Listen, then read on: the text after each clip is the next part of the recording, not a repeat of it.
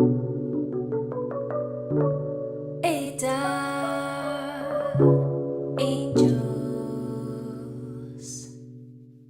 right, welcome to our newest episode of Ada Angels. Guess who's with us? It's Rick from DigiPool. 1, 2, and 3. Thank you for having me. Yeah, no, cool. So, so let's do this right off the bat. Goguen mainnet thoughts for February 2021. Really? You're asking me really? I don't think so. I think we'll see parts around February of 2021, but IOG has consistently, if they put out a date, if they're willing to put it on a slide, like at the October update, I would add about 1 to 3 months to that. So probably March, April, May timeframe, you'll see it on the test net, maybe in late December, but not during the holidays, right? Maybe early January. I mean, I know the playground's been out for quite some time, but I think what you'll see is it's going to be running on the test net for quite some time. So cool. February is kind of a stretch. Okay. So February is being a little ambitious about the February benchmark-ish. Well, I don't know what it is, but based on track record, just based on the history, like the Shelly testnet launched December, it was around December 14th of 2019, right? But it wasn't ready. It was very, very, very painful until the end of January, early February. So it's like it launched about a month and a half early, but it had to get launched. And just based on, the going trend, it doesn't seem like, I mean, there's always just a little more something that could be done better before it's released. And I haven't seen anything on the testnet side yet, so I don't think it's going to be out in February 2021. I mean, you'll start to see it touch, but I think you're looking at March, April, May timeframe. Yeah, which is fine. I'd rather have it be done right. I think so too. Yeah, I'm good with that. It's better to wait. It's better to wait and do things right. Yep. Yeah. Where are you? You could accumulate more. Oh yeah, where am I from? Oh, that's right. You're going to ask me about that. Well. So I want to ask first, because I did the thing with Alexandra's accent. So I want to try and place your accent. Let's see. New England region. Yeah. Close? For me? Yeah, for you. No? Ah, darn it. Okay, yeah. Where? My accent disappeared. I'm originally from Pittsburgh, Pennsylvania, where I had a goofy Pennsylvania accent where we'd say yuns and y'all, and not yuns, jagoff or stuff like that. Weird words. We had a lot of weird words. Stillers. You don't say Steelers, you say Stillers, right? And Philadelphia is like the capital of New Jersey. So I grew up in Pittsburgh, Pennsylvania. But I left Pittsburgh when I was 17 years old. And I was in the Navy for almost 23 years. And so I was living all over the world, and my accent slowly blended away. And maybe that's why it sounds New England instead. It does. It sounds New England, because I have a few friends from New England, and you have that drawl-ish from up there. Yeah. So when you were growing up, like, what are some of the interests that you had when you were growing up? Like, any particular fun stories that stick out? Well, I guess it was a mix of things. I like sports. We had neighborhood sports. We had a lot of pickup games where I grew up. I wrestled when I was in high school. Then when I left for the Navy, I always liked video games. I played Dungeons and Dragons and some video games. When I was younger, we had the arcades where you could you put a quarter in the machine, but boy, that got expensive after a while. And, so yeah, video games, wrestling, sports, anything have fun with people. That's really my interest, is go out and having fun. I like swimming, snorkeling, any kind of outdoor activities, hiking. I like going up to Shenandoah Mountain Valley region and hiking up there. That's a lot of fun. And playing with my dogs and family. So yeah, very cool. Yeah. So nothing like really specific, but a lot of general stuff, like all kinds of stuff. That's awesome. So arcades is kind of interesting to me. So I don't know how it is in America or UK. In Korea, we have these arcades that are not like pay as you go. It's kind of like pay a blanket cost and you play for time. So you can just pay for like maybe 3 or 4 hours, like maybe $10, and then play as much as you want, all the games, Do they have those type of setups where you guys are now? No. It's pay as you go. Pay as you go. Yeah. I mean, they might, but I haven't seen them around here. There's something called, is it Dave and Buster's or something? I haven't been in the arcade in a while because there's so many great games to play on a computer. I got a PS3 or PS4. I don't remember which one it is. And I got Steam running on my computer. So yeah, you don't need to go anywhere. yeah, but arcades are fun. I would go to them in Japan. I've been to Japan recently, and the arcades are great. They got pachinko, and so I would go to the Sega arcade up in Yokohama, but I couldn't go to last time because of COVID restrictions, so I wasn't allowed to go. Japan but I go out and play Korea those are crazy with the claw machines right now. So yeah. do you guys have that in America and UK also, the claw machines? Yeah, but the are they as crazy as they are here? Like there's just like a random room, like it's like almost like a storefront, and it's just filled with claw machines, you know. It's just so funny to walk by and it's just claw machines. No, it's not that crazy. We only see them at Chuck E. Cheese where I'm at. Chuck E. Cheese or places like that. But yeah, I know what you mean. Like in Japan, the whole top floor of the mall was claw machines and video game machines. What is up with that? So, I don't know. But you know, in the US, they're rigged. But in Japan, they don't appear to be rigged. In Korea, it doesn't seem to actually work to win. Like they let you win. So it's actually nice. But I haven't played that much because I'm not really into it. But I have several friends who play and they win these like big plushie dolls or like whatever, and the kids love it. I never won anything. I've tried so many times and I never won anything, any plushie toy or whatever. Yeah, I think those ones are mean. The ones in Korea are nicer. Yeah, we got to get crypto into that industry right there. Like people paying to play. Like if you're going to go play video games for 3 or 4 hours and you pay in crypto, like people don't want to spend crypto right now. They just want to hodl and cross their fingers and hope they see a green candle, right? But you know, if you could tokenize those video games, right, that'd be cool. And then you could pay with your phone or something. Yeah. In a claw machine. I'm gonna trade my crypto tokens for a stuffed animal. Hey. But you know, people in crypto now are gamblers by nature. So what the hey, go for it. Yeah. Probably. I'm not a gambler. So like I thought that the whole like investment into crypto was like interesting for me because by nature I'm not a gambler. But by doing like the research, I didn't really find this particular project a gamble, and I'm not really invested in other ones really. So Risk taker, baby.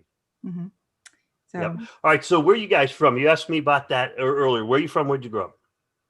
Okay, so Alexandra. Yeah. So I'm actually Polish, but I live in UK for like now 11 years. So but I grew up in Poland, a little bit in Italy. So yeah. Cool. Where in the UK? I used to live in the UK. I used to live in Cornwall, Newquay. Oh, did you really? Cornwall is really beautiful. Well, I'm in Cambridge.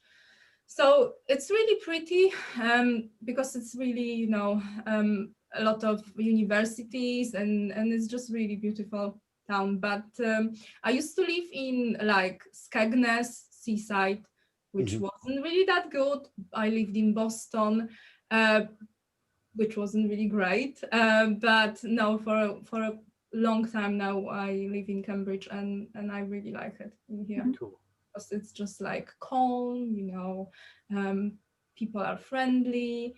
Yeah. It's both modern and historical, right?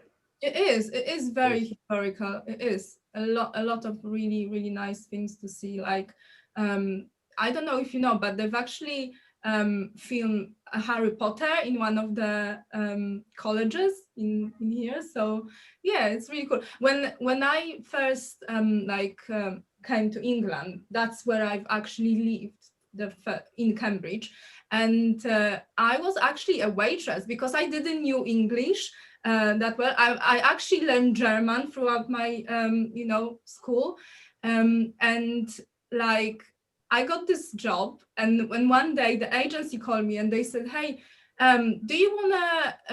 We trust you. Do you wanna work in Fitzwilliam Museum?" And I'm like, "Why do you ask me?" And they're like, "But everything's gonna be really secure and that." I'm like, "But why Fitzwilliam Museum would be that secure?" And I misunderstood her. She said, "Oh, do you wanna go? There will be Prince William." And I'm like, and I thought that she meant Fitzwilliam as a museum because there is one in here. And then I'm like, really? And she's like, Prince William, not Fitzwilliam. I'm like, am I gonna work for like Prince William? So yeah, no, it's really, it was fun. It was fun, and I've got good memories here. Yeah. Cool. How about you, Amanda? Me, okay, well, I'm half Korean, half American. So I was actually like born in Korea when my parents met. My dad was Air Force for 24 years. And so we moved around America for his entire career. I mean, like we stopped by in England. We were at Upper Hayford for the Air Force base there. And we moved back to Korea when he retired. And so I did most of my like middle school and high school and international schools here. And then when I graduated university from Washington State, I came back to Korea, and I've just been here. I love Korea. So, So Rick, I know you are in the engineering field. How long have you been in the engineering field, and do you have any interesting projects or stories? Wow. Yeah. I guess I have all kinds of crazy stories, but I wasn't thinking about any stories at the moment. Sorry, but yeah, but I work in the ocean systems division, right? And currently I teach the users how to use advanced ocean systems that are built by the company I work for. So I don't work in the test engineering and DevOps, but I usually get involved with the testing pretty heavily to get kind of like the field users' perspective on how the interfaces are working and how the underlying technologies and the model engines are running and all that kind of cool stuff. Is it giving people the products they want? And then I teach them, and I take that user feedback from the users and I feed that back in through the databases so that the engineers can advance the system further or take it in a direction, to support the users a little better. So yeah, so that's kind of the gist, the general overview there of ocean systems. Being an ex-Navy guy, you work around the oceans a lot, so that's where you work. That's right. That's kind of stuff you do. And yeah, so the interesting stories. Well, I just went to Japan. I mean, there's all kinds of crazy stories I could tell, but they're really long. I'd have to give you short versions of something. So maybe I'll catch you up sometime. Just recently going to Japan, 2-week quarantine going in Japan, but nothing interesting because it was on restriction. I couldn't go outside of 3 kilometers between my hotel and where I worked. And then you just kind of draw a band and say, okay, can't go 3 kilometers further from there. So sorry, no stories recent. I wasn't ready for that one. That's okay, don't worry. That's okay.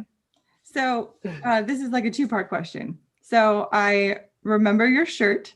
I love your shirt. It's like my favorite one that I've seen you wear so far. So it's related to a Twitter post and Wikipedia. So first question is, how's the Wikipedia update? And then tell me about your shirt. Okay. All right. I'll do that. And so Alexander, that also kind of answers your question as well. Tell me a story. So there's a little story to tell right there. Okay. All right. So there's people working on Wikipedia, and it looks like it's never going to go away again. You can never say never, but there's a very high probability that it's there to stay. It's not going to go, right? Because if you log into Wikipedia and you hit the edit button on the view edits on the top right side there, you'll see all of the activity by multiple contributors doing stuff, right? They're adding and removing lines, adding and removing sections and stuff like that. Well, it looks like it's been reviewed by multiple editors and contributors and stuff like that. So it's at a point where it's probably not going to go away. High probability it is there to stay. Now, it does have errors in it. Last I looked a couple of days ago, there's some dated information. There's some things that could be done better, but it's good. So it's good to go. That's my take on it. I think it's in pretty good shape. And shout out to all of those contributors. It's not me. I look at it and go, oh, cool. They're working on it. They're doing stuff. Anonymous people. We don't know who they are. They're just people out there volunteering their time, to work on it. So thank you all for whoever's doing all that work. Flippy Flink and all those people. You can see their names on there. Yeah. So that was the first part of the question, was how's it going? And then the shirt. The shirt is okay. So, yeah. All right. So this battle has raged on for a very long time. Okay. And oh gosh. Yeah. So this article was first posted in late 2017, early 2018. Then somewhere about a year ago, around mid 2019, there was another blow up on Twitter, a battle about the Wikipedia page with the guy who kept outright deleting it, named David. I think it was David Gerard. You'll see the name on there. You can see the name on the page. The history is tracked. The history is on there. He would just outright delete it. Yet there were these really ridiculous coins on there. I said, okay, let's see what other coins are on here. This jackwagon keeps deleting our page. I call it our page. It's it's a Wikipedia page. Yeah, I mean, you take ownership of your team. You pick your teams and you own it, right? I mean, that's what I do. That's what I do, right? And so this guy kept deleting it, and I was like, what the hell, man? So yeah, so it blew up with that guy about a year ago, and then time went on, and there was a little work here and there, kind of fell stagnant for a little while, and then finally Charles Hoskinson got pissed off enough to where he did a video on it. Yeah, and I'm like, yeah, you know what? It's time to fight this battle again. It's time to fight this battle again, because Cardano has made massive, massive, massive progress, and here we are, still no Wikipedia page. Titcoin has a Wikipedia page. Yeah. All right. I went through there and I found the most garbage tokens that barely even have life left in them on Wikipedia. And I'm like, what the hell? So Charles picked the fight. I saw his video. I'm like, yeah, this is a fight right here. I want to get in on this action. So I took his video, posted on Twitter, and I told the co-founder of Wikipedia, who Charles had tagged earlier the day before, and the guy turned around and blocked Charles. So I was like, oh, he's going to block Charles. Okay, well, I'll pick this freaking video up from Charles, time-stamped it, tagged the guy, and said, we're gonna replace you. We're going to replace you. We're going to replace Wikipedia. There you go. That's what you get for being a dick. Now, I didn't say that, but his reply was, don't be a dick. So I take that tweet on my cell phone down to my local guy down the street at T-Mania. I got a guy. Okay? So I go down to T-Mania and I show him the tweet on my cell phone. I say, I want a shirt that says that right there. Don't be a dick. Can you make that for me? He goes, yeah, I can make that for you. 20 minutes later, there you go. I think it's yeah, everyone love your shirt. I love it. I love it. I saw like your first post and I was just like, that's amazing. Love it. Yeah, I said I was going to get it tattooed, but I'm saving this arm for my nephew's going to do some work, so I'm running out of space here. Oh, At least the exposed skin, anyway. When did you first get into crypto and why? So I first got into crypto in about 2014, just a little bit, and my son told me about it. And I said, that kind of makes sense, because I was a Ron Paul fan. I still am a Ron Paul fan. And Ron Paul always talked about sound money. And I was like, oh, that's kind of cool. And then I saw the price go up and down. So like the bait was, the idea of crypto was really neat. That was really cool. But then I saw the price wiggle. Like I bought a little Cassatius coin, which is a physical coin, right? For, I don't know, like for $150. And then that year it went up to $500, and then that little coin. And then later on it dropped back down to like $100. And I was like, whoa, that's interesting. So, but I didn't really get into it heavy. I just kind of just looked at it and here and there, we ran some GPUs and stuff like that to mine stuff. And I don't want to go into too much detail, but on that, it's pretty interesting. GPU mining is pretty cool, but it doesn't work out too well lately. It's kind of hard to pay for the electricity on GPU mining. Like we'd have, you'd mine so many coins and then pay the electric bill and you go, wow, I don't have much left over. Get a little bit left over, but not that much, Yeah. And then, so about 2014, 2015, very lightly. Then 2017, I was starting to looking into it more. It's right before the bull run. Mhm. And I was like, hey, this Cardano looks really cool. Like I started looking into it and I said, that's being built correctly. That's not just some jackwagon staying up late at night drinking Mountain Dew making cryptocurrencies. Mhm. These people are actually putting some effort into it. And so I kind of locked in on it. Mhm. Yeah. Yeah. So like so you say that you found it and like you like how it's being built, but like was there something specific that clicked with you about it? And like because you've been with it for a long time, I mean you're pretty recognized in like I would say that you're a pillar in the community. So like what is it about it that like clicks so strongly with you? The fact that you have something that's electronic, it's digital. Mhm. You can't counterfeit it. Because in the past year, the U.S. has created $6 trillion. You can't even print $6 trillion in a year. Mhm. You can't even print it. Some guy just goes and types it on a computer. How much money is there? Oh, well, there's now, just somebody just types a number in. Yeah. They can't print that much money. But the thing I thought is you can't copy it. You can't counterfeit it. Then I read information about the double spend problem, and I thought, oh, you can't double spend it. Hey, I'm going to give it to you, and I'm also going to give it to you, right? Yep. So, yeah, I thought that was kind of cool. So that kind of piqued my interest to say, how do you make something digital that can't be replicated? And then I started peeling back layers of the onion, and then that's like, whoa, this is pretty interesting stuff. Mhm. Yeah. Nice. Yeah. How do you How about balance you? family What's that? and being SPO? Because we know that you are running pools, you are an SPO, and you also have Cardano Effect podcast, which I love. Absolutely, it's amazing. Yeah, you are also being, like a leader in the Cardano community. So can you just shed a light? How are you managing everything? I don't do it very well. I mean, that's honest. I get in trouble sometimes Hmm. with the family.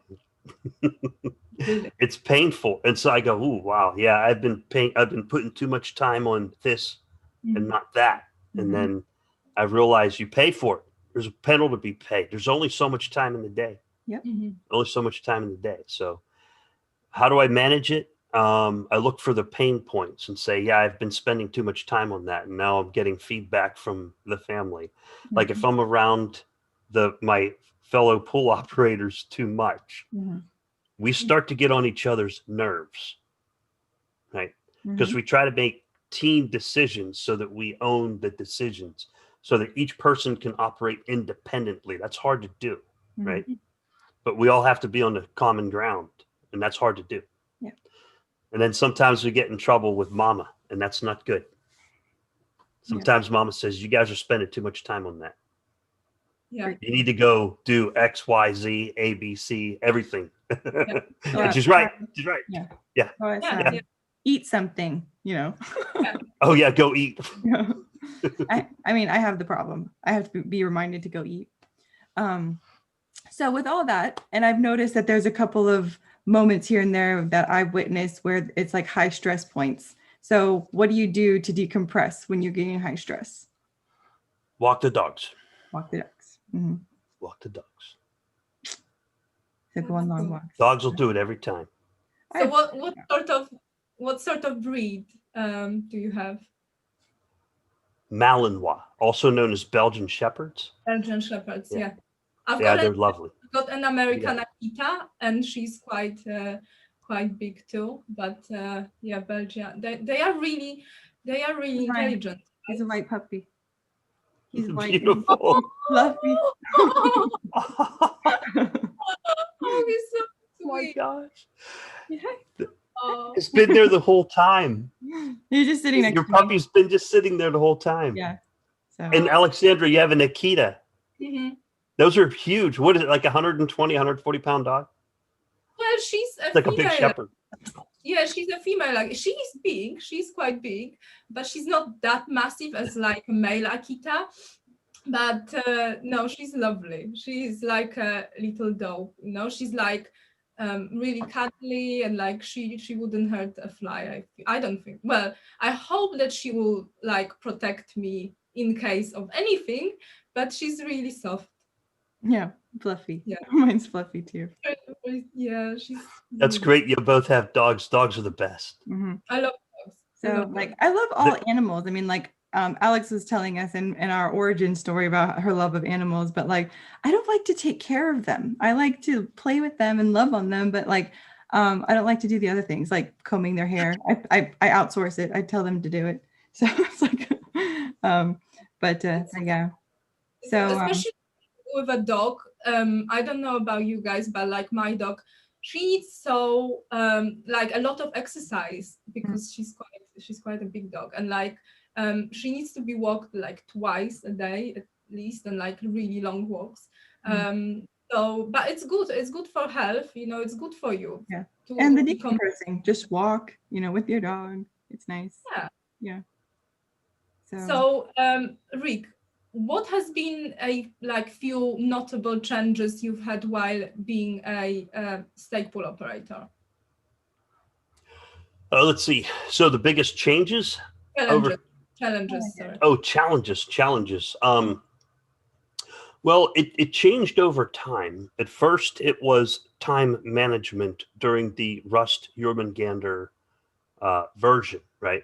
It was the technology itself and keeping it going. Now, once the Haskell code came out on the test net and then on the main net, the challenge was no longer the code because it was so much more smoother. It was a much better user experience. The challenge became dealing with other people on social media, because as soon as money went on the table, the daggers came out, right? And so that was like, whoa, man, I was expecting it. I was anticipating some sort of competition and like a friendly yet, how do you say, well, competition. Okay, that's the only word I can put on it. Yeah. But man, I was surprised at some of the pushback, you know, or some of the pushback or where some of it went, right? So the biggest challenge was reading. It wasn't reading the market. You look at the market and you look at the people, you look at what people are saying, you look at how many pools are up, you look at the protocol, and you figure out how the market's doing and where it's going. And, you know, I do a lot of polls, so I would do some polls and ask people what they think. But yeah, there was a lot of competition that was rather interesting. Yeah, like how I see it, you've been running your Cardano Effect podcast for what, 4 years now? Yeah, that was a different thing too. Yeah, no, not 4 years. Since October 16th of 2018. Yeah, I think that was the birthday. Yeah, October. And like I know, you know, you did an amazing thing with spreading Cardano and knowledge. So it's kind of a surprise for me that you're getting this like backlash or whatever when you've been contributing to the community for so long. And like no one had any problems before Shelly and, you know, Stakepool come into play. And now just people, there is like a big competition, but sometimes how I see it, like we should support each other more rather than just like snapping at one another and like, you know, yeah.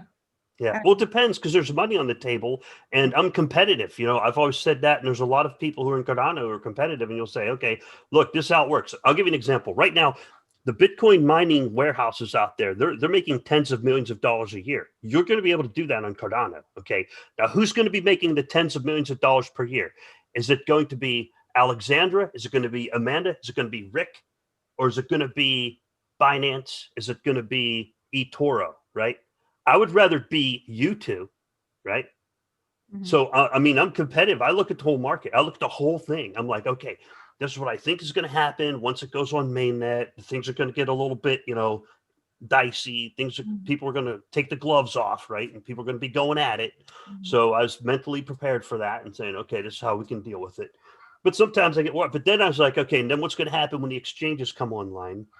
The exchanges are going to start doing their staking, and look at the whole market. You know, you look in the out years. You know, what's going to, so Alexander, think about it. You know, everything that happened, I'll give you a perfect example. Everything that happened in the last 3 months, you know how there was a lot of new small stake pool operators. I call them Johnny come lately, just showed up in August, September timeframe and said, oh, wow, Cardano has staking now. I'm going to launch a pool. How do I get delegators? Oh, well, I can get delegators by annoying Rick on his Twitter account. That works, right? So that's what happens sometimes. So not everybody, but when you have 10 or 20 people out of 800 people doing that, you tend to notice a little bit. It tends to go, that's kind of interesting. That's the third time I've heard that comment in the last week. So that's what happened in the last 3 months since mainnet. And right now we have 1,200 pool. You got about 1,000 pool operators. 900 to 1,000 pool operators, right? What do you think is going to happen a year from now, 2 years from now, 5 years from now? Same thing. You're going to have 2,000, 4,000, 5,000 pool operators. So the pool operators of today that set up in the last 2 or 3 months, a year from now, they'll be established. The ones that are still around, they're going to be well established, right? They'll be set. They'll have a financial scheme that's sustainable going on, right? But then there'll be a bull run. Maybe ADA goes to $1. What do you think is going to happen when ADA goes to $1? You're going to have people out there never heard of Cardano in their life. They're going to say, oh, all I got to do is turn on this software and follow this guide and poof, it poops money out, right? Totally. It's going to start pooping money out. That's going to happen. That will happen. I guarantee it. And you're going to have, so when these 1,000 new pool operators come online next year, ones that aren't even here yet, what are they going to do? Well, but what we need they're going to have to get the stake. They're going to have to go take that stake away from the current small pools, the ones that only have 5 million, 10 million right now. And let's say K goes to 1,000 and those pools cap out at 30 million, right? Then the new pool operators a year from now, 2 years from now, 5 years from now, they're going to come online and they're going to be going after what we call small pools today. Now, those guys are going to be fighting for their life, fighting for their stake, fighting to keep their market. It's going to happen. It'll be a continuous process. So I just keep looking at the market, try to figure out, okay, what am I going to do a year from now? How am I going to compete with Binance? There's 180 exchanges carrying ADA. Yeah. How am I going to compete with 180 exchanges if each one of them run 3 or 4 pools at 150 to 160 million ADA each? Binance, there are 17 pools. I don't know if they're real or not, but there were 17 pools just launched BNP, right? And Binance has about 11% of all ADA. 11% of 31 billion is about 3 billion. And if you take 3 billion divided by 17, you're looking at about, what does that come out to? 17 pools. I did the math last night. It's about 170, 180 million ADA per pool. They're going to be doing really good. I'm screwed. Like some people, I'm screwed if I don't do something. I like your animation where you're just like, haters are focused on you, but then, you show what Binance and them are doing. It's just like, don't be worried about me. Look at this crap over here. Yeah, I learned that by watching the Avengers. Give them a bigger bad guy. They think I'm a bad guy. Yeah. I go give them a bigger bad guy. Then they won't pay attention to you anymore. Yeah. No, I just think that, they are people that are frustrated because they thought maybe it's gonna be really easy, and like how you say that, they're gonna open a pool and like they will have stake and delegations, but like it doesn't work like this.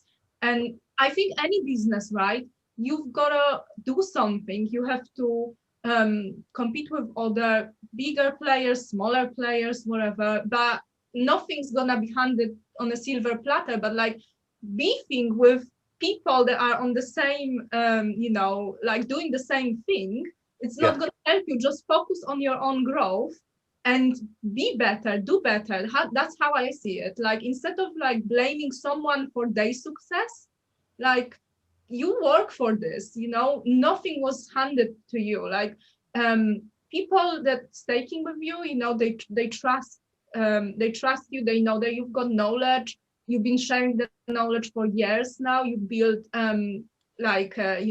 quite a big following or whatever, and you didn't make anyone to stake with you, right? So like I don't see why anyone would be, you know, mad about you having whatever 3-4 pools, whatever. Like, Yeah. you're not gonna make this delegator stake with you. And like, if people really want to take a fight, they shouldn't be taking a fight with you, but just making sure that they doing better. They sharing knowledge. They, you know, talking to people. They spreading Cardano, because like I had few people they didn't even knew about Cardano, and then I kind of shared everything and showed them, hey, look, this is great, this is amazing, and this is what Cardano wants to do for the to change the world, you know, and they like, oh, actually great, I will invest something. Where should I stake? I'm like, you know, I've got a pool, you can stake with me. And then, you know, but I kind of gave them that knowledge, so they wanted to stake with me. And like, I'm not gonna be mad that someone has more delegation or more stake. Like, just do something. Just try to spread the word if you really wanna, you know, have like more people delegating with you, and you really like have faith in Cardano. I'm sure if, you know, if people that you know, your family, your friends, whatever, if they see your commitment and your passion, you can actually, you know, I think you can get more delegators and everything from your family, friends, and so on, sharing your passion and your knowledge. So that's how I see it. Like, that's where we should put more effort into, just to spreading the knowledge, because you know, for now, not many people know about Cardano. Like, I've got this, you know, I mean, this Polish community, and there is only like, I think, 2 Polish Stakepool operators apart from me, and there is only like 300 members or something. The community isn't big, and you know, I would like everyone to have the same opportunity to see what we can see, the value in the project in Cardano, and that's where, you know, yeah, that's how I see it. Yeah, that's excellent. Grassroots. It's a grassroots level thing. Yeah. I just recently, you know, heard from James Kelly, and he went around his neighborhood and he introduces people to Cardano. So yeah, it's finding new stakers. That's a huge benefit now that money's on the table, is people are incentivized to go out and find more delegators, but you just don't want to get the existing pool of delegators, right? The people who are already in Cardano. Yeah. You need to kind of expand the pool. You got to continue to expand the circles so that you get more people involved, right?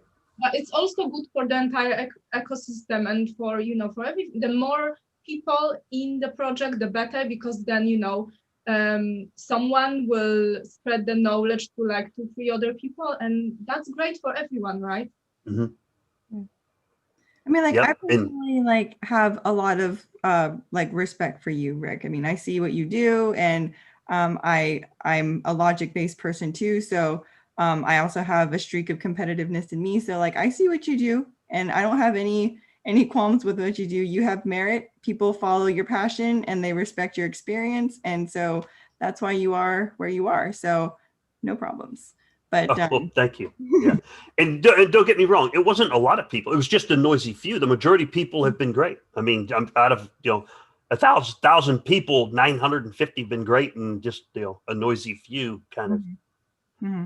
But the good thing is, I think the culture as a team, the Cardano team as a culture said, you know what, maybe that's not the best way to keep moving forward, because, you know, is to attack each other over stake. Like, you know, and I'll give you an example. Weird things happen. Like, Stakepool operators would go into other people's Telegram channels looking for delegators. And I'm like, you know, there's two different taco suppliers around here.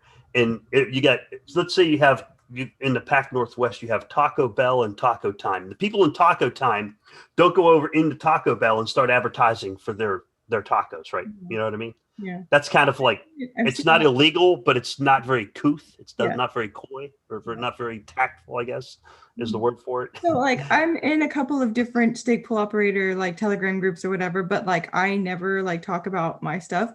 What has happened to me is people aren't all in different time zones. And what I notice is people will ask a question, but the pool op is like, you know, KO, he's sleeping, So I'm like, I'll answer your question, so I answer the question for them. And then the other person or the pull up will be like, thanks for answering the question, like while I was sleeping or whatever. I was like, no problem. But I mean, like, they're not coming over to my pool, but I was just helping my friend, so totally fine. But yeah, so anyway, building on the Stakepool op experience, did you if you could go back in time, like, would you give your pre Stakepool op self like any sort of advice before like you started on your little adventures? Yes. Earlier on would have been fatigue management. Manage fatigue. That was earlier on testnet, because it was, it was a lot of operators would agree. The early Rust code sucked. Okay, I'm past that. All right. Time management, I guess, would be better. Like to isolate sections of time to say, check how things are going, spend some time on marketing, and to manage that time. Because I just learned by trial and error. That's what we do. That's what a lot of people do. You learn by trial and error.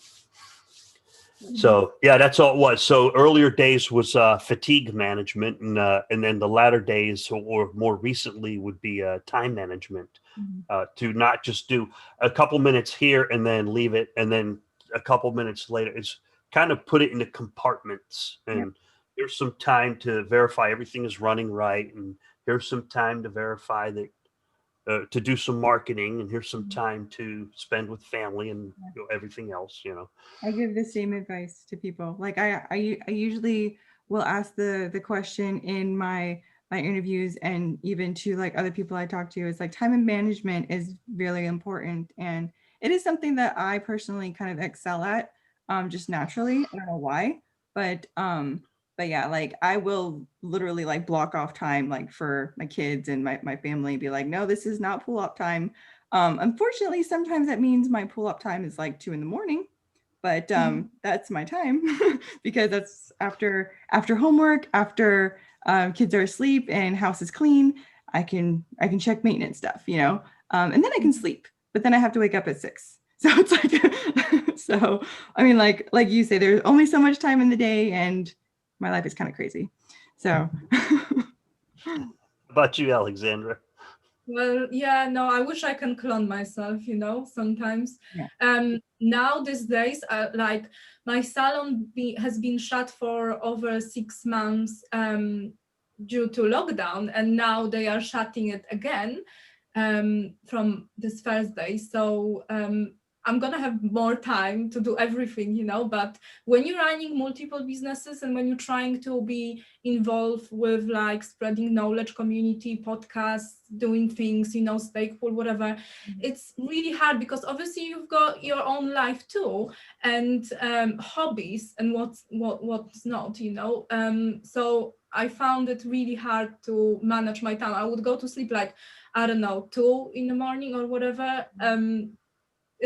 I'm terrible, honestly, I'm terrible. And then we're waking up and here we go again. But it's good, some people, they really like this to be active, to be doing things all the time. I don't think I could be just I couldn't be just sitting and like doing nothing.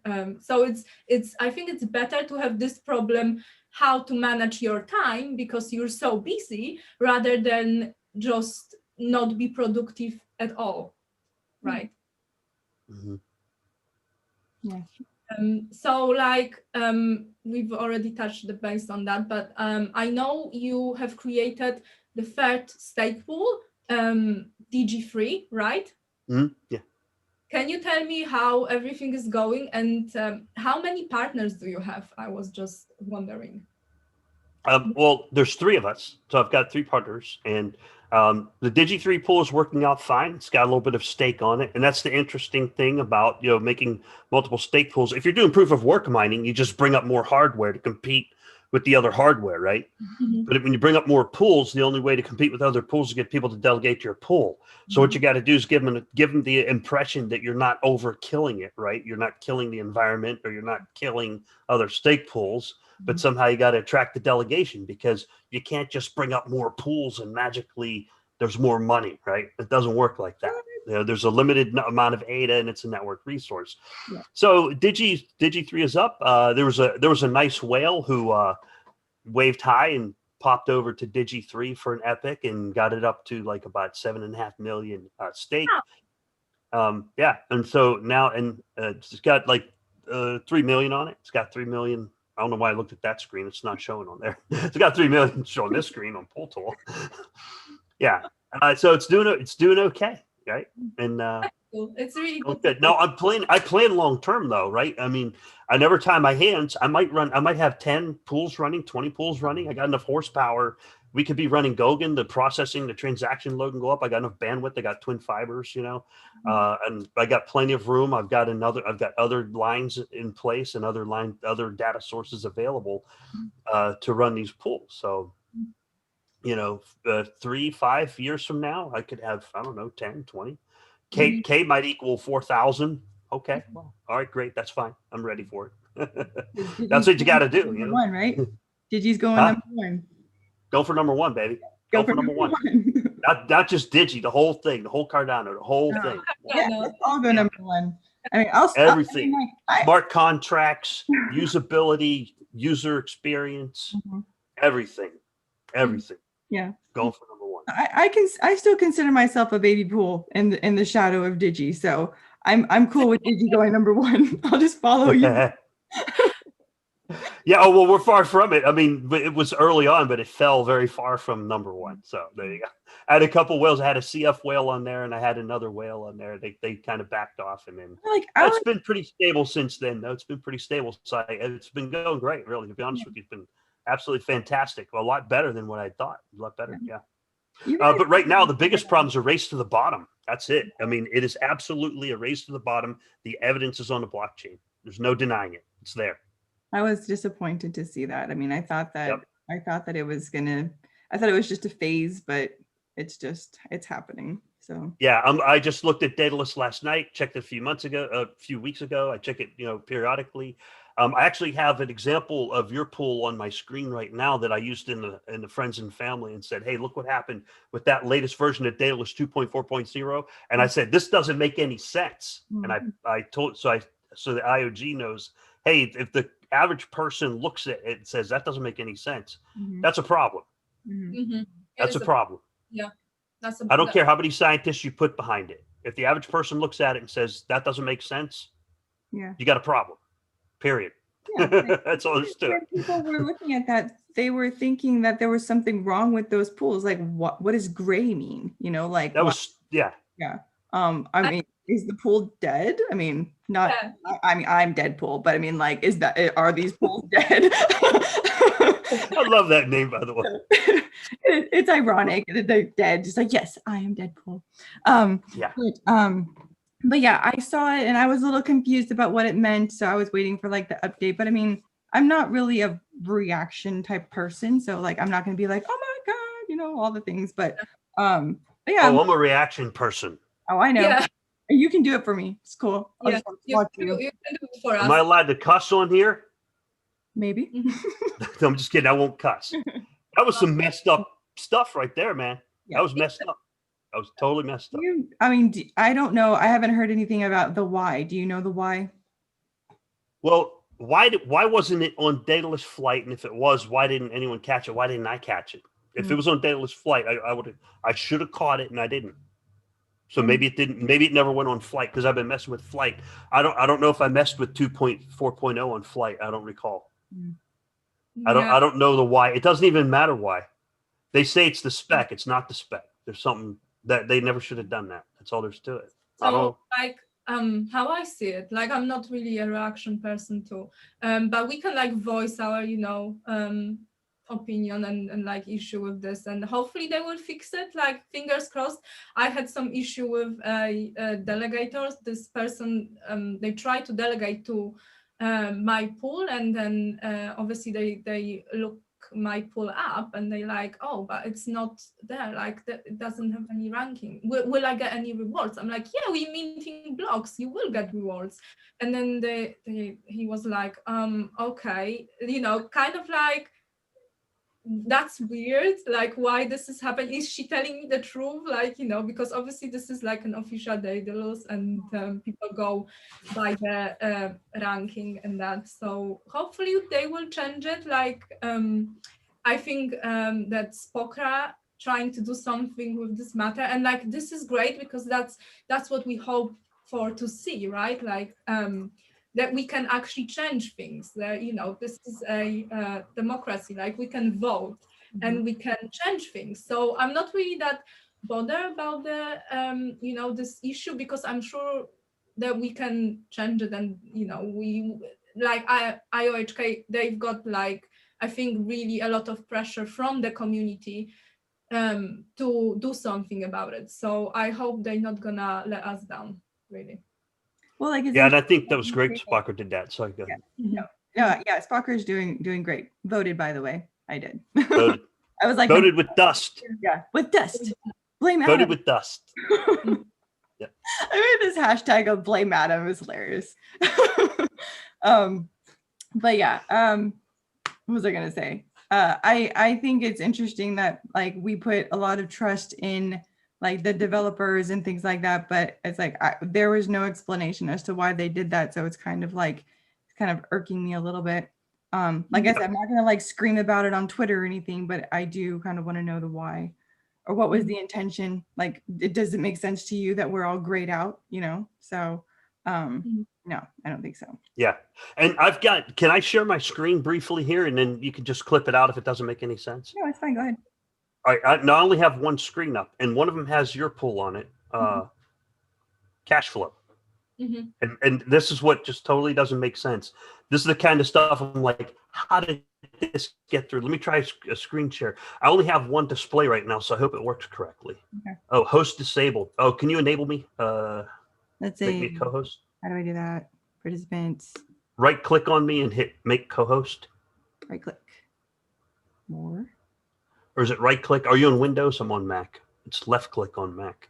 Windows. Do you want to change? Yes. Okay. There you go. There you go. All right. Let me see if there's screen share. Let's see if that works. Okay. It says preview unknown. Oh, I got to give Zoom permission on my screen. I thought I already had it. Oh, I don't think I'll be able to do it. I might have to just.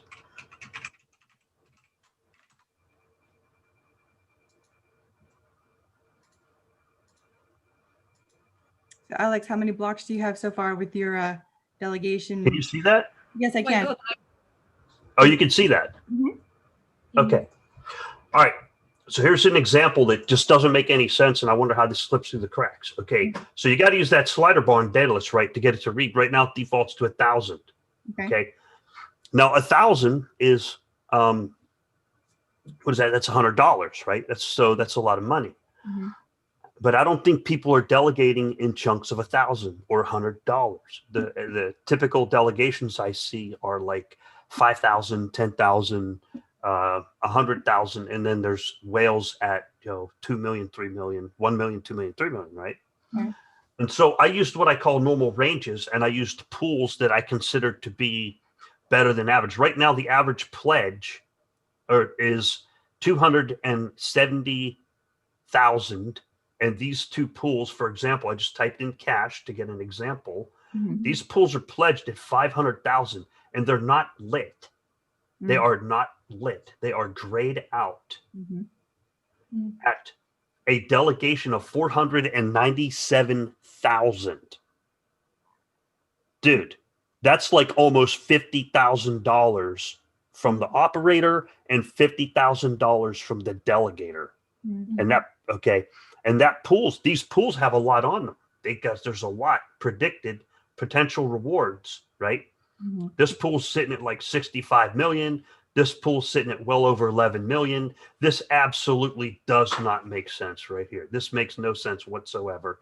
And then I crank it up to here, right? I cranked it from here to here, and then poof, it lights up. Mm. See what I'm saying? So that's the, sorry. So I brought that screen share down. Yeah. Okay. You know, that doesn't make any sense.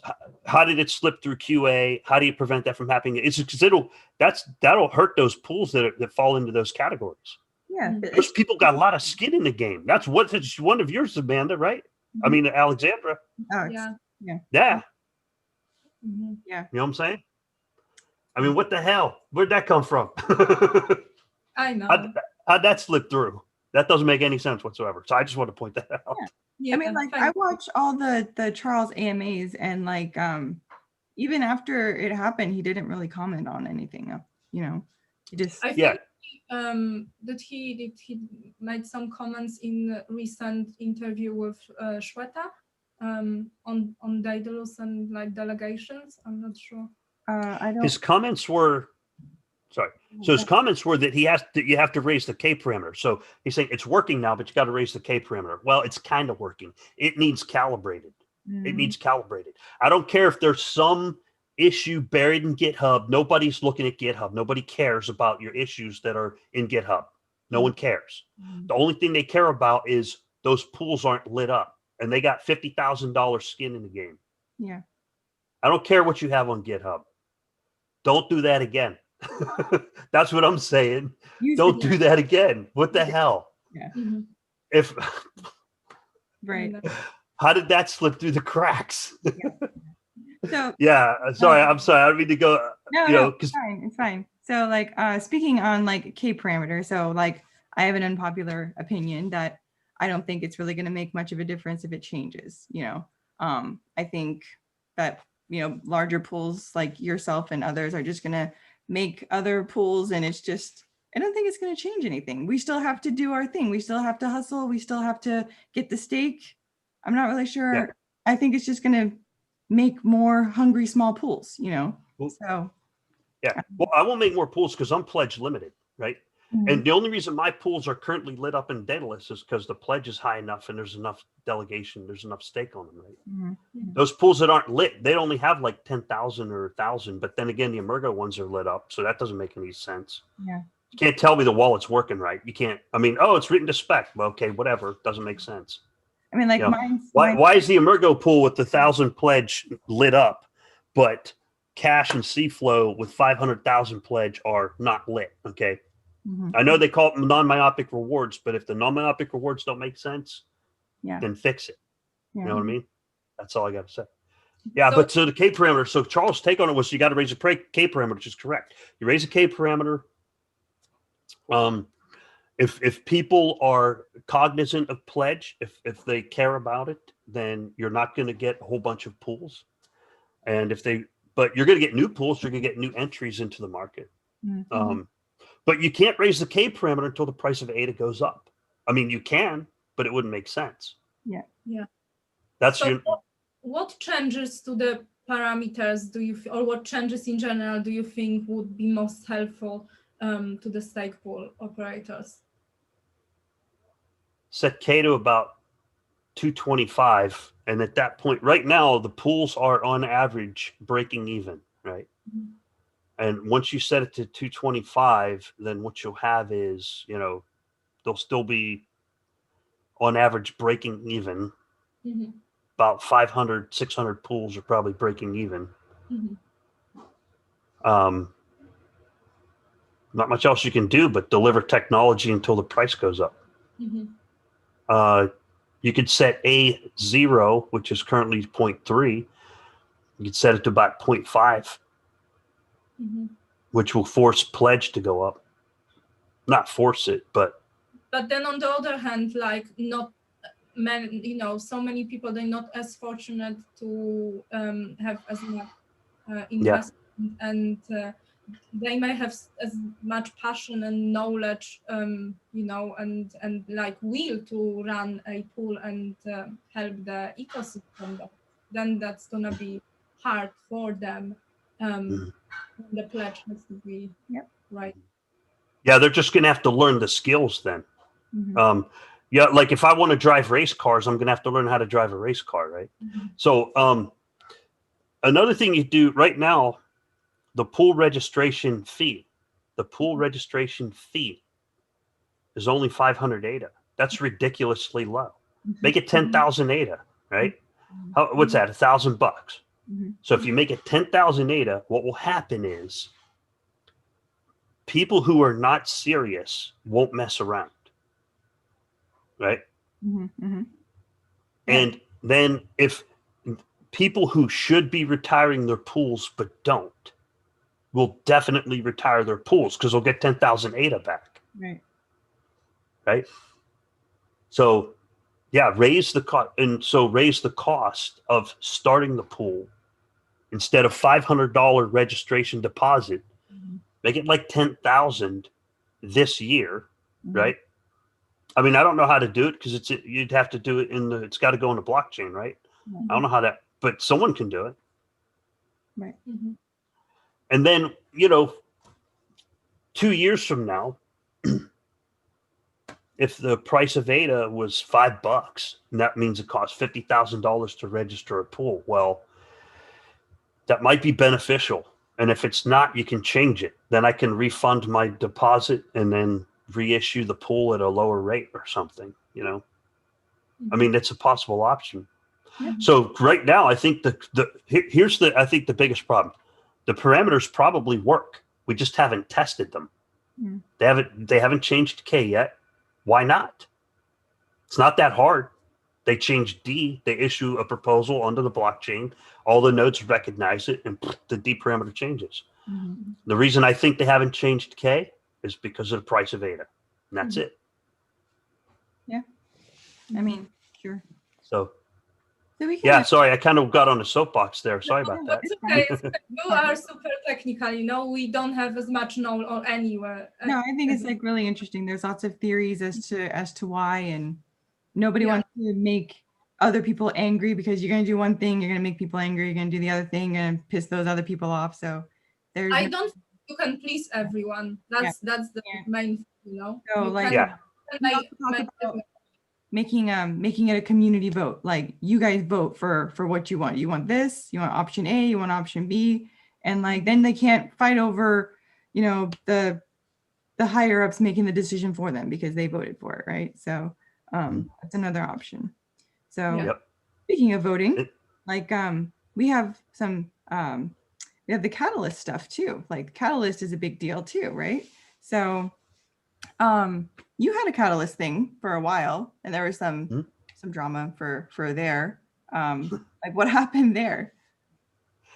Oh, it just got too noisy, and we figured it was having the Cardano Effect on there at the cost of building the Cardano Effect episodes. It was just too how do you say? It had too many people in an uproar because again, money went on the table. So I'll give you an example. Everything with stake pools, everything was going great until money went on the table, right? Then things got a little nasty among some people, right? Same thing with the proposals. Everybody was happy with podcasts. Everybody liked podcasts until money went on the table. And now it's like, oh, we don't need all those podcasts, right? Right. But I think the key thing that happened there was we just came up with our calculations. We calculated risk. We calculated number of hours, and we said this is the fair market value, etc., based off of U.S. European wages, not based off of Antarctica wages, not based off of remote wages, right? And then it went up. So we said, okay, let's back it off because there's the funds were so limited, and it made such a huge impact. And again, the Cardano Effect is not eligible for the the $15,000 plus up that Charles Hoskinson offered. It's not eligible for that because it's an existing established podcast. So we said, okay, let's just back it out. Let's pull it out of that process. Let the other ones get their footing, right, and get it established, and then we'll reintroduce the proposal in Fund 3. Yeah, that was it, and it helped. It certainly helped cool the jets and let people get themselves sorted out. It worked. Yeah. Good plan. So yeah, Philippe and I talked this stuff over. Said, well, should we keep this going forward because it's just attracting a lot of trolls. It's not being very productive, or should we back it out and throw it at the Fund 3 later on? And that's another thing. The funding is so ridiculously low, but it's a trial, right? So you have to do that, right? You got to do a test run, make sure it works. Right now, it's only 2.5 million ADA, and the blockchain's generating about 7 million ADA per epoch. Every 5 days, it's generating 7 million ADA. So I did some math yesterday, and you could probably put the proposals for each fund. Oh gosh, I don't know where my math is. It was like 40 million. If a fund goes every 6 to 8 weeks, you could probably put a fund out there at about 40 million ADA. It's at $4 million right now. yeah, wow, That's a lot. That's a lot of ADA. You could get a lot of stuff built for that much ADA. yeah. And still have money left over. I put 10% aside. So if you put aside 10%, I think it was like 36 million ADA, and still have 5 million ADA to put aside, something like that. So I think people should run the math and figure out how much ADA should be on the table per fund to build, because it's a treasury. It's not a savings account. It's not a 401k account. Want to spend it? That's what I say. The blockchain's generating that ADA. Spend it, pay them developers, and get stuff built. Yeah. Do you have like your favorite project, Catalyst project? Wow, I would have to say Liquid. Yeah. You had a talk with them recently, right? Yeah. Yeah. Yeah, with Dwayne Cameron and Josh, and he's got a team of people. He's got 3 or 4 people. They won the WYO Hackathon, or they won a prize at the Wyoming Hackathon and stuff like that. But I would have to say they are is in the DeFi zone, right? They are very knowledgeable. They have developers who have already been building stuff on Blockly and Marlowe and stuff like that. And DC really gets the finance side of the house. So that's one of my favorites so far. Nice. Yeah. So for our a lot of our audience is non-technical. So for our non-technical audience, what is the ERC20 converter? Oh, yeah. Okay. So there was a really cool demonstration at the end of October on the update. So they got to check that out. But the ERC20, basically you got ERC20 tokens. That's a standard Ethereum something or other ERC20. So it takes the code that the ERC20 runs on, and it converts it. It basically compiles it into Plutus code to run on Cardano. Okay, so the ERC20 tokens that are on the Ethereum blockchain can be converted into Cardano tokens. So like we've seen Singularity Net migrating from or some portion they migrating from Ethereum to Cardano, and like, do you think many will follow? Yes. Yeah. Yeah. If you have a blockchain that's running faster and more efficiently and more secure than Ethereum, then yeah, they'll follow, especially since it's Ethereum 2.0. I don't know what the current schedule is. I don't delve into the technicals on it, but I mean, the general feeling I get from that is it's going to take a little bit longer for Ethereum 2.0 to run its proof of stake version and move those ERC20s over to it. And some of them might not be compatible anymore. I don't know. There's some things that might not make it across, but yeah, I mean, developers love to develop, and why not? Why not run both? Yeah. And also, you know what I mean?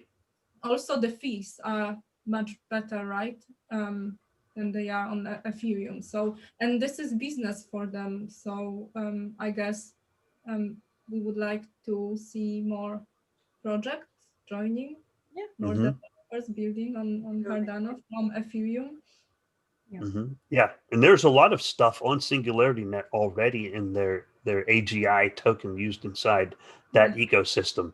I scanned over the website, so there's a lot of, it's a feature rich and mind you, I've seen this Sophie, the robot, and this is the company that is standing behind this robot, right? And artificial intelligence, and I just think it's amazing. Just think it's awesome. I mean, it's scary because I've watched some movies in the past, but you know, Is it like Skynet scary? yeah, I mean, just Google, you know, or on YouTube, you can search for Sophie. I think it's Sophie the robot, something. So yeah, this is what I think SingularityNet is behind that robot. You know, so They are. They are. It's kind of scary looking too. Yeah. It is, right? But like if you and I think the robot actually has a citizenship of Saudi Arabia or something. I've read it somewhere. It's really scary to think you know that there are robots like this, but like you know it is a technology, right? Like the technology is evolving all the time, and hopefully it will serve humans in the right way. Yeah. So, They need to make more movies that have human-like robots that are good guys and they're friendly robots. Yeah. That way people get used to it because we're going to be seeing more and more robots in the future.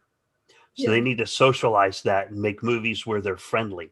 Yeah. Instead of like on the movie Prometheus, where it turned out that robot was not very friendly. No, Terminator or something also. Yeah, Terminators. Look, it looks human. Okay, don't go near that one. Yeah, there's a few movies that so they need to friendly robots, but like the trend for like robots and AI have kind of like phased away. So hopefully it comes back because they were interesting like sci-fi movies. But, yeah.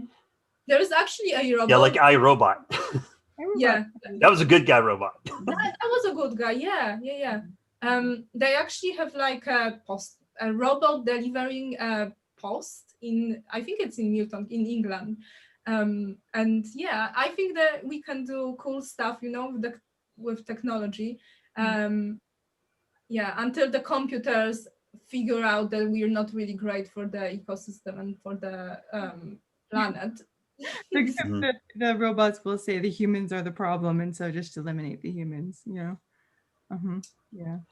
But anyway, you were talking about pools like the big guys pools, so like Binance and so on. Do you think those 17 Binance pools are real? And like, what is the impact to us as Stakepool operators? We have to be scared. I think they are. Because the basic assumption is they're real until proven otherwise, right? I don't know what the impact is because if that ADA is already on the exchange, there's no impact. But if they can offer a better staking experience and a better product and better returns, then people will start to migrate over to them. Because, you know, but so far it's not better. It's limited. Right. So if make sure you read the fine print. You know, in the long term, if they can offer better returns, you're going to see some stake migrate in that direction. But yeah, if you read the fine print on some of the exchange staking offers, it's limited in the amount of time, or it's limited in the amount of ADA. It's not like it's an unlimited, where if you delegate to a certain pool, it's only limited by the protocol up to saturation, or up to about 90% of saturation, right? But exchanges can just, you know, well, you can always make more pools, right? Oh, well, there's more ADA here now, make another pool, and then now that one's saturated, make another one, right? So, right, I think it's probably real.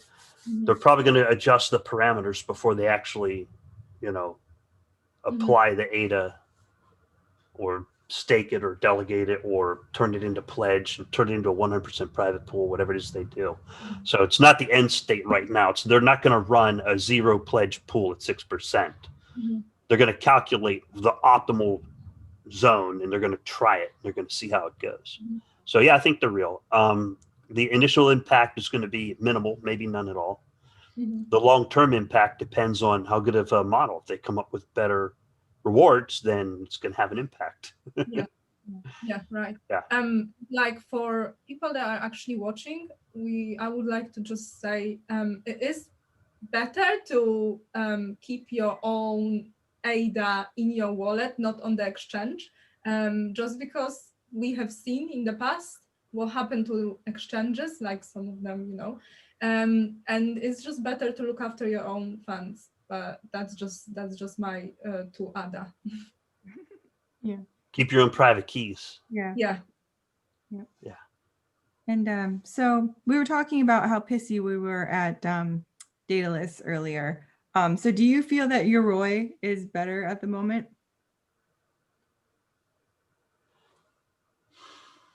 I know that they're kind of different, but it's like, should I be like looking for Yoroi? I honestly don't use it yet, but it's like, if I'm pissed off at Daedalus, should I go over and convert to Yoroi?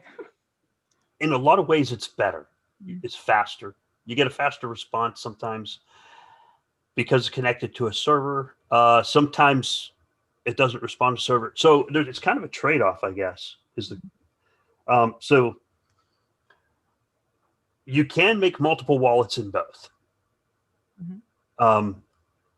The biggest benefit to Yoroi is you're saving space on your hard drive and you're saving compute cycles.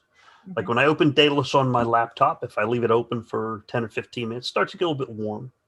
Really? Right? Because on a laptop. Yeah. I mean, I have mine on my laptop. I don't notice it getting warm. Yeah. Well, so it gets a little warm. Plus, it takes a little bit of time to sync and stuff like that. So because you're doing the computes local, and you're taking up some space with the blockchain. You know, and then with Yoroi, it's a web browser, so you're saving some disk space, and so there's some trade-offs. As far as the user interface, they're very similar. Like if you get familiar with one, the other one makes sense. I think the Yoroi interface is still a little bit more simpler than Daedalus. Yeah. But Yoroi Mobile's the real MVP. Oh, yeah? Yeah. It's just too easy. Oh, my gosh. All right. Tell me on the Yoroi Mobile. Let's go. Oh, God. I love it. Okay. First of all, it has face recognition. Now, right now, I've got my cell turned off because it's U.S. election day today. And if it was on, it would be ringing like crazy and blinging with text, all the garbage, spam, right? Okay. But facial recognition, it opens instantly, it connects reliably, and it can be used like bam, on the spot. So Yoroi Mobile is in the championship position. It is like and it's very easy to use. It's simple. It works. Plus, if you ever use it with a Bluetooth Ledger Nano X, it's incredible. It's so easy. Like for someone brand new to crypto, they might go, what is this Bluetooth Ledger Nano X, right? But once you're set up, it's so you got the security of having a ledger and you have the simplicity of having Yoroi. Yeah. That's why I think it's the champ. You don't have to have a ledger. It sounds good. So yeah, Yoroi Mobile's #1 in my book. Yeah. I mean, yeah, I'm thinking I don't put large stockpiles on Yoroi Mobile, but yeah. What's your favorites? Yoroi, Daedalus, Yoroi Mobile? I mean, like right now, third party. I'm just Daedalus. Like I don't have third party. I'm just Daedalus right now. Yeah. Same. Well, I'm using Daedalus, but I also do have a Yoroi because I wanted to know how it works. So in case if someone needs help or like asking me a question, then I can actually say, hey, I know, how to help you or whatever. So yeah, so I've got both, but I'm not storing anything on Yoroi yet. Anyway, but it's really like friendly, yeah, like user friendly, I think. We were talking about, you mentioned Marlow playground. Can you like, what is my Marlow playground? Can you like elaborate in simple words? Well, I can't go into too much detail because I don't use it, but I have seen video demonstrations of it where people can go in there and assemble Marlow code using Blockly, and they can use just drag and drop pieces of a puzzle, and as long as they fit, it follows certain rules, and if they don't fit, it's not, it won't stick because it doesn't follow the rules. But it's a place for developers to go and practice running smart contracts that run on Marlow and making sure they work before they deploy them into a production environment. So yeah, it's it is what it's called. It's a playground for people who want to develop on Marlow, and I think that's where a lot of the current developers on Project Catalyst and Ohio Hackathon are doing their work, is using the Marlow playground. Yeah, but I can't speak too much to it because I don't use it. I have seen the recent update, and I'm not a developer, but it looks really easy, which is good. Like, it's a good thing. It is really like not that complicated, I think. So they put quite a lot of work into it. We can see, even though I'm not a developer. Yeah, it opens up a lot of power, like, to the financial world. That was the key. I know you guys have heard that before. It's been spoken a lot, but I can't think it needs to be emphasized more. You're putting the tools in the hands of the right people. You're giving people in the financial industry the tools they need to make things work on the blockchain. And we have no idea how powerful that's going to be, but it's going to be pretty powerful. That's the key, those domain-specific languages.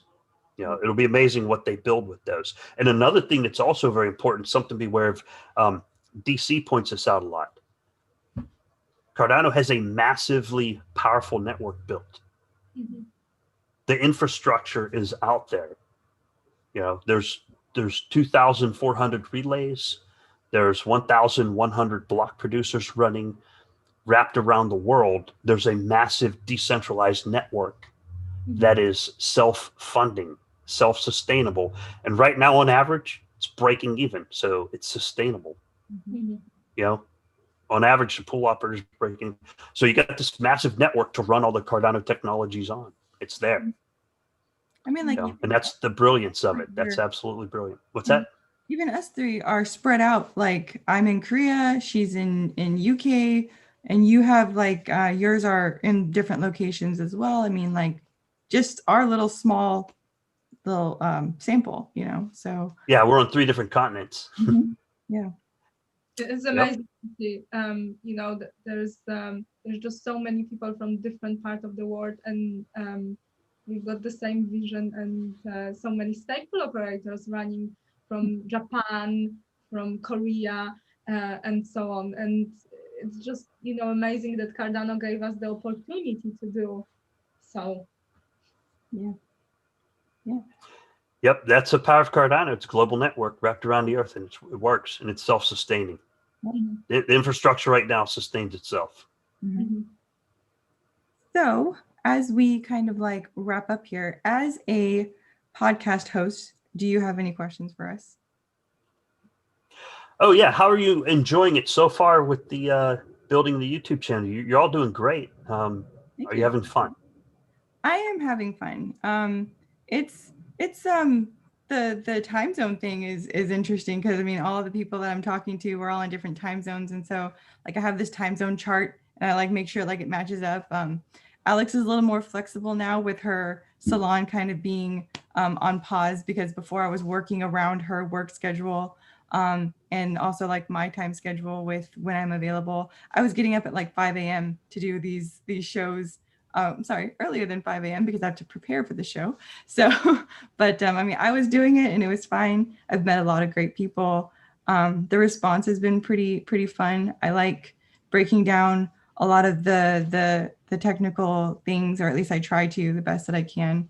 I've answered a lot of questions from delegators and younger SPOs who want to learn more. So it's great. And I also learn a lot on the way as well. So Alex always tells me that she hates it, but why do you hate it, Alex?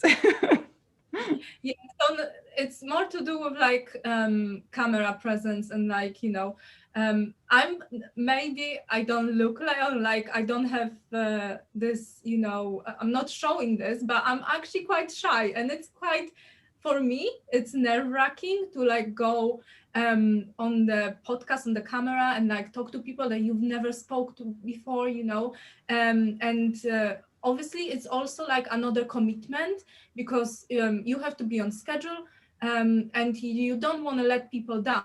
And like with my life, Amanda already has kind of like experienced that.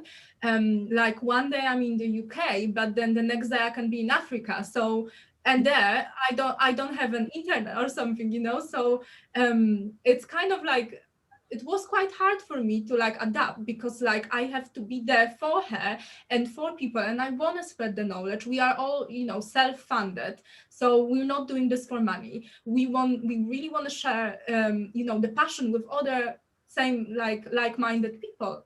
Mhm. So for that, like I love it that I can myself learn more, and I know I hope that we're helping people learning about Cardano, because like this is what we believe in, and you know, this we are passionate about it. So yeah, I don't really like the part that like I need to be on schedule, you know, like twice a week or whatever, be there, and I don't want to let anyone down. And I don't really like the part that I on the camera, like people are judging or whatever, because people are judgmental, right? Yeah. And the fact that I'm quite shy. But overall, like, you know, the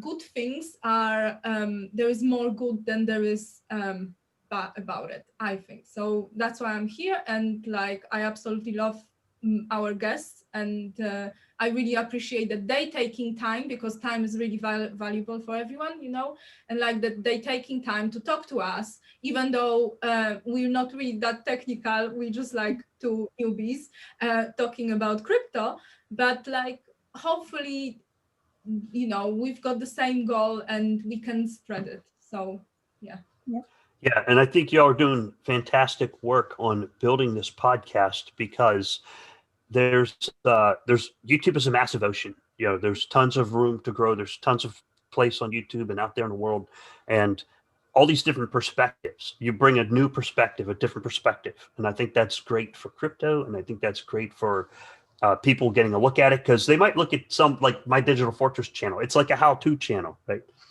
How to operate a wallet. Okay, all right. If you know, no one subscribes to that kind of stuff. But if you people like you guys talking about how do people interact with crypto and what the perspective, it's different perspectives is what we need. So great work. I appreciate you guys getting a channel up and running. I'm a big advocate of the more the better. It's a big ocean. It's a big world. Yeah, like you kind of touched on it earlier, like we have our Twitter base, which is like an echo chamber of SPOs, you know, and then you get some delegators in there that kind of see us and they talk to us. But like we don't really know like where all these people, the investors are, right? So I'm just trying to like just expand our circle, because like, you know, expand the circle, get them to see us, get them to get to know Cardano. People who know of crypto space, but they don't know Cardano, that's a win. People who don't know anything about crypto and they see us, that's a win, you know? So just little by little, you know? So, yeah. Yep. So, right now, there's about 36 Cardano YouTube channels, either Cardano associated or Cardano centric or related in some way. And someday that will have an impact, and they'll say, wow, there's a lot of YouTube channels talking about Cardano. Yeah, I did think that when I was first researching, I typed in like Cardano and it was like all this stuff. I was like, okay, so it's a thing already. That's good, you know. So yeah, to be honest, the first time that I've been researching, like I think there was like the Cardano Effect podcast, and like I think there was a Kaizen, but I'm not sure if Kaizen. I think it was Kaizen, and I really like his videos. And I don't think there was many at the time where I was looking for it, you know. So and this was really like, this came as a surprise, because the value in the project, it's it's amazing, it's there. So like I hope that people will be talking more about Cardano and crypto, and like the big YouTubers or whatever, like Ivan on Tech. I'm hoping that they will also see what we can see in Cardano. But no, it's great that there is just so many now. When I was looking, there wasn't as many. Now there is just so many, and it's good for everyone. I think it's good for the investors, right? It's good for the business owners. It's good for investors. It's good for everyone, because you never know who is listening on the other side. And maybe that's a developer. Maybe that's someone who wants to invest and spread knowledge and spread Cardano to broader audience or whatever, So it's great. The more, the better. Mm-hmm. Yeah, Lark Davis and Hishoshi they either just did one or releasing one shortly, and that should be pretty big. So that's cool. I'll check that one out when we're done here. Yeah. Mm-hmm. Lark Davis was really fun, and like Rick, you always do so great at like breaking down technical things for a non-technical audience, and so I really appreciate that as well. So, thank you. Yeah. So, but I think we have this is our longest run yet, Alex, like over an hour, but like, I just love talking to Rick. So, thank you. It has a lot of value in it. So I don't care how long it is. Yeah. He better post it like everything, everything. Because we like to share, different perspective with other people. So thank you for coming on the show. And everybody who watched it this far, like, thank you for staying to the end. You must really like us, or Rick, or both. Probably not me. It's probably you two. You two are the most charismatic YouTubers in Cardano. You guys won. Everyone's like, oh my God, look at this. No, it's fun. Well, next to Philippe, maybe Philippe. I think Philippe. I like Philippe. Like Philippe and Pratesh and Peyton. They got some like nice voices. They, the voices are very smooth, and I like it. I hate my voice, but like I love listening to their voices. It's like part of the experience, right? So yeah, it's awesome. Yeah. Well, thanks for having me on. I appreciate it. No, thank you for coming. Inviting me over. Yeah.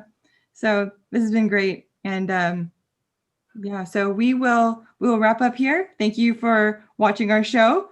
Like and subscribe as always, and we will see you next time. Bye, guys. Bye.